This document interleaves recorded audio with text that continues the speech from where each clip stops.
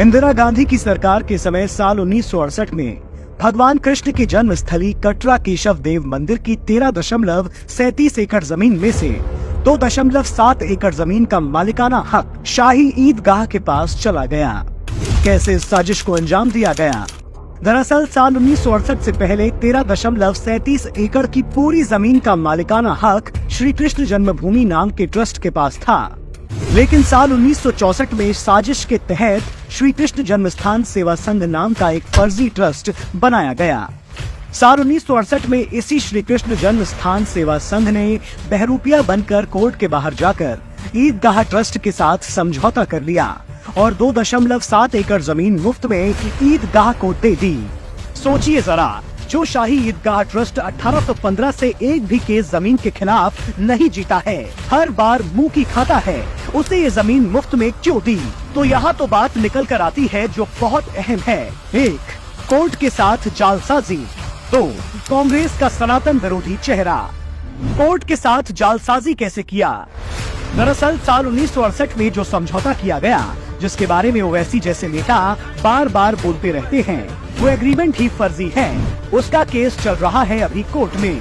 दरअसल हुआ ये कि समझौते में ये लिखा गया कि Shri Krishna Janmasthan Seva Sangh, also known as Shri Krishna Janmabhoomi trust, जबकि ये दोनों संस्थाएं अलग अलग हैं। जब ये संस्था ही अलग है, उसके पास जमीन का मालिकाना हक ही नहीं है।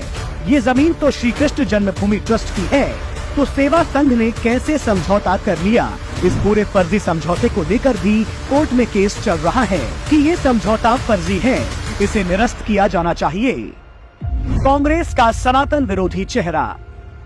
जिस श्री कृष्ण जन्मस्थान सेवा संघ ने इस पूरे जालसाजी को अंजाम दिया, उसके पदाधिकारी थे कांग्रेस के नेता, एमपी के पूर्व सीएम डीपी मिश्रा और बिहार के पूर्व गवर्नर एमए अयंगर।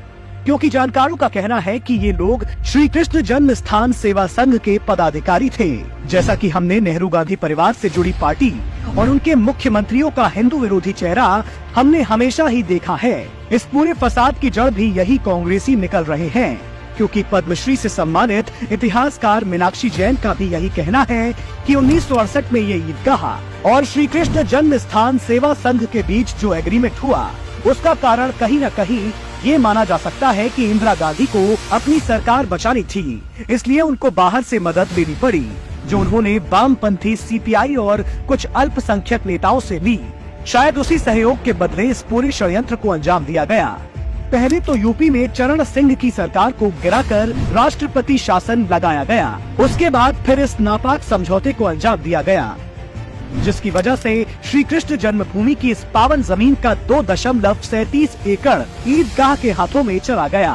सोचिए, ये वो जमीन है जिस पर हिंदुओं के आराध्य भगवान श्री कृष्ण का जन्म हुआ है। ये 80 करोड़ से ज्यादा हिंदुओं के लिए कितना अहम है, ये आप समझ सकते हैं।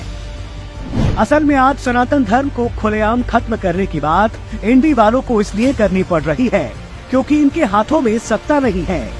नहीं तो सत्ता में रहते इन्होंने ऐसा कोई काम नहीं किया है जो इन्होंने सनातन धर्म को मिटाने के लिए ना किया हो। जन्मस्थान की जमीन दे देने से लेकर राम को काल्पनिक बताने तक, पूजा स्थल कानून बनाने से लेकर धर्म की पढ़ाई से वंचित रखने तक, हर उस काम को अंजाम दिया जिससे सनातन को मिटाया जा सकता था। लेकिन वो सनातन सत्य है जो ना मिट पाया था, ना मिट पाया है और ना मिट पाएगा।